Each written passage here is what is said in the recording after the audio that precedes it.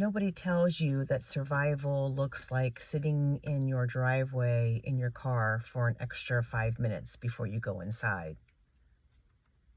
I call these tiny rebellions. And when you're a caregiver, or honestly anyone going through anything heavy where your life has gotten completely rerouted, these tiny rebellions aren't selfish. They're how you stay alive. Everyone talks about self-care like it's a spa day or a vacation, but for most of us, that's not reality. The reality is you have about 4 minutes, maybe, and you have to learn to make those 4 minutes matter. And I know what you're thinking right now. 4 minutes isn't enough. That's not going to fix anything. And it's not going to fix anything, but it's not supposed to.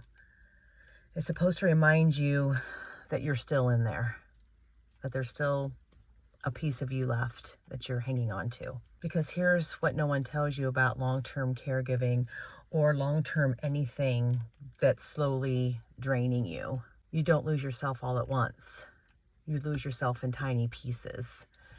One canceled plan at a time, one interrupted night at a time, one spontaneous phone call from somebody with an invitation that you know you're going to have to say no to, one decision for someone else's needs instead of your own.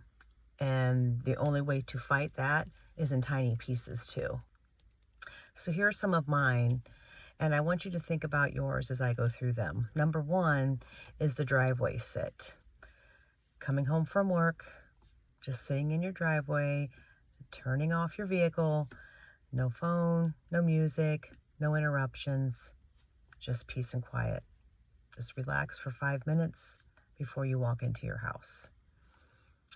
5 minutes where nobody needs me. The second one is my morning tea or coffee, whatever your choice. It's getting up a little bit earlier just to have that peace before your day starts. I work outside the home 3 days a week. I have an aide that comes in while I go to work, and 2 days a week I work from home.